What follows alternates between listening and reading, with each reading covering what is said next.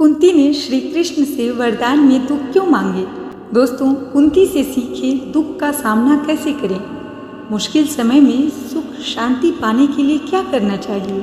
नमस्कार दोस्तों, स्वागत है आपका आपके चैनल रहस्यमयी इतिहास में। अगर आपको मेरा कंटेंट पसंद आए तो वीडियो को लाइक करें, शेयर करें और जो मेरे चैनल पर नए हैं वो मेरे चैनल को जरूर सब्सक्राइब करें। दोस्तों, महाभारत का युद्ध खत्म हो चुका था। पांडवों ने कौरवों को पराजित कर दिया था। जब पांडवों के परिवार में सब कुछ ठीक हो गया तो श्री कृष्ण ने सोचा कि अब मुझे द्वारका लौट जाना चाहिए। तब श्री कृष्ण ने पांडवों को बताया तो सभी दुखी हो गए, लेकिन श्री कृष्ण ने तय कर लिया था और वे अपनी नगरी द्वारका लौट रहे थे।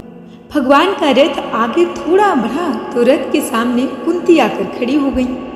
अपनी बुआ को देखकर श्री कृष्ण रथ से नीचे उतरे और आदर पूर्वक प्रणाम करने लगे, लेकिन कुंती ने उन्हें रोक दिया और स्वयं उन्हें प्रणाम करने लगी। तब श्री कृष्ण ने मुस्कुराकर पूछा, बुआ आप ये क्या कर रही हैं? आप तो मेरी माता तुल्य हैं। जब तक मैं यहाँ रहा रोज आपको प्रणाम करता रहा, आज आप ये उल्टा क्यों कर रही हैं? कुंती गंभीर हो गई और बोली, कृष्ण अब ये बुआ भतीजे का रिश्ता हुआ।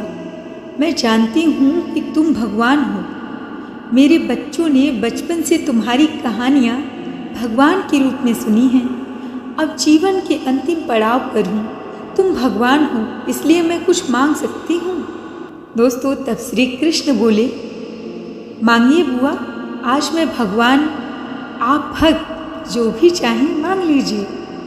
कुंती ने कहा, मेरे जीवन में दुख आते रहे। यह सुनकर श्री कृष्ण चौंक गए। बुआ ये क्या मांग लिया आपने? आपके जीवन में तो पहले ही बहुत दुख आए हैं। पति को खोया, वनवास झेला, पुत्रों की पीड़ा देखी, अब और दुख क्यों? दोस्तों, उस समय कुंती की आंखों में भगवान के लिए प्रेम था। वे बोली, श्री कृष्ण जब जब मेरे जीवन में दुख आया तुम मेरे सबसे करीब रहे। तुमने मार्गदर्शन दिया, मेरी आत्मा को सहारा दिया, लेकिन जब सुख आया तुम्हारी याद कम हो गई। मैं नहीं चाहती कि मैं तुम्हें कभी भूलूं। दुख मेरे लिए साधना है, क्योंकि दुख में मैं तुम्हारे निकट आ जाती हूँ। हर पल तुम्हारा ध्यान करती हूँ, भक्ति करती हूँ। दोस्तों, तब कुछ देर श्री कृष्ण थोड़ी देर मौन रहे। फिर उनके चेहरे पर मुस्कान लौट आई और उन्होंने कहा, जैसी आपकी मर्जी बुआ। अब दोस्तों, इस प्रसंग से सीख क्या मिलती है? इस प्रसंग को केवल आध्यात्मिक नहीं बल्कि व्यवहारिक दृष्टिकोण से भी देखना चाहिए। इस प्रसंग से हम 5 बातें सीख सकते हैं। जैसे पहला, दुख जीवन का हिस्सा है। दोस्तों, कोई भी जीवन सिर्फ सुखी नहीं हो सकता है। उतार चढ़ाव जीवन का स्वभाव है।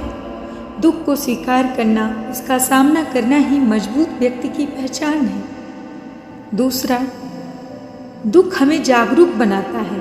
दोस्तों, सुख में मन अक्सर भटकता रहता है, आत्ममुग्ध हो जाता है, लेकिन दुख हमें भीतर की ओर मोड़ता है, आत्ममंथन की ओर, ईश्वर की ओर, आत्मबल की ओर। और यही आत्मनियंत्रण और सजगता जीवन में सुख और सफलता दिलाती हैं।